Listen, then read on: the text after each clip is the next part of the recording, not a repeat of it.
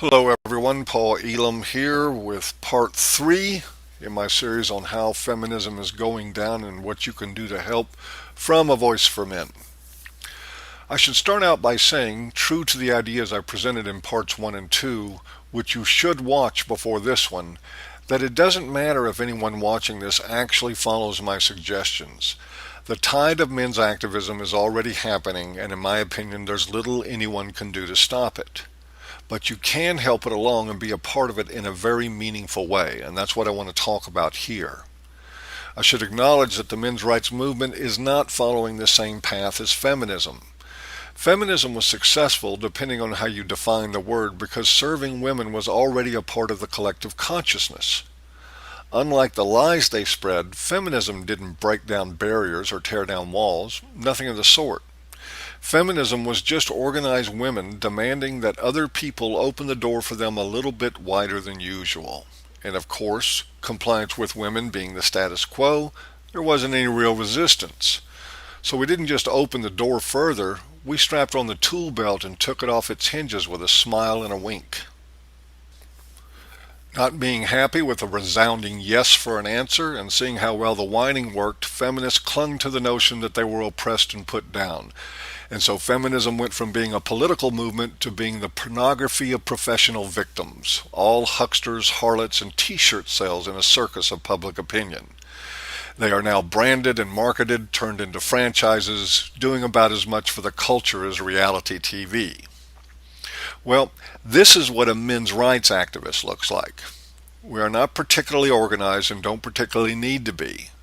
Now, I'm not bashing organization. I'm actually really thankful for the small organized efforts that have helped punch the message through in tangible terms like court decisions and men's studies programs. But those things have been made possible by the unorganized efforts of individual warriors. Were it not for a changing consciousness fostered by a lot of people doing what this guy is doing, then the advances I've already mentioned wouldn't have had a chance for success.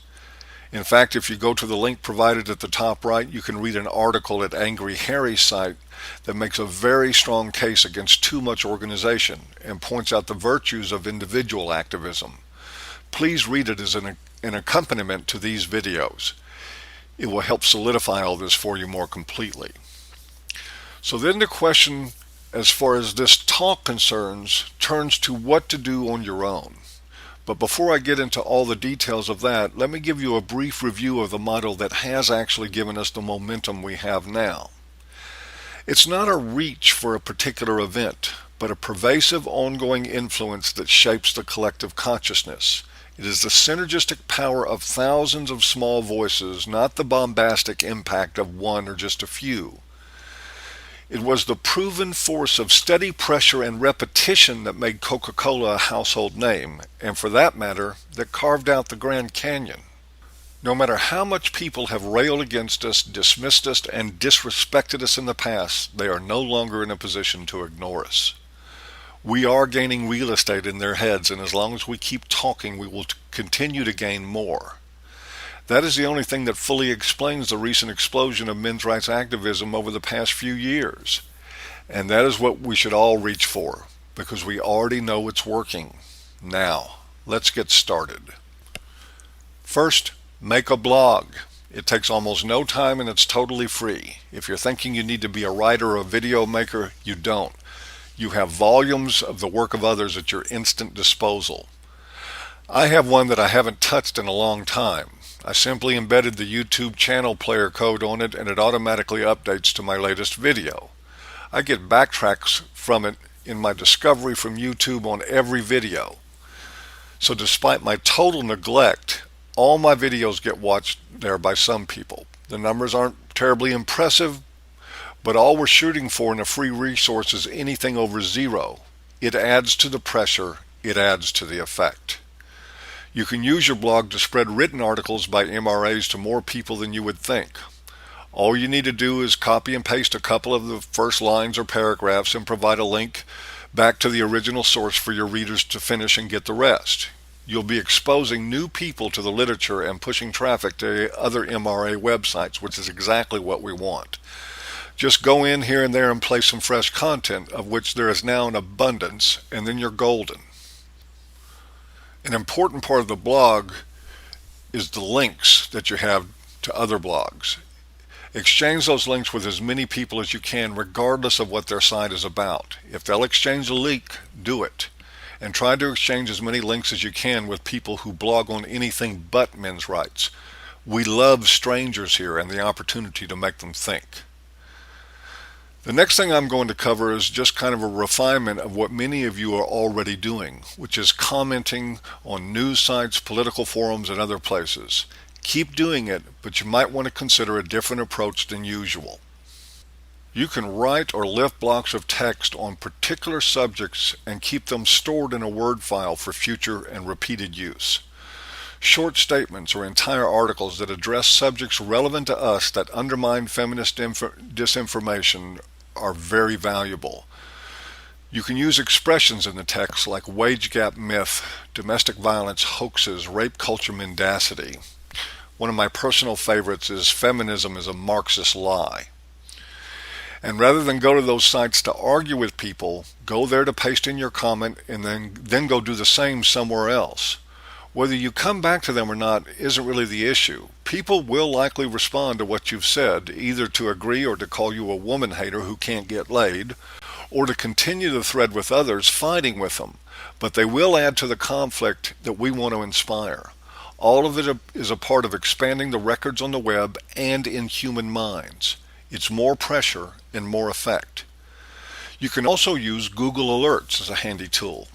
Set your alerts to notify you of daily new web content that is searching for keywords like wage gap and domestic violence, VAWA and the sort.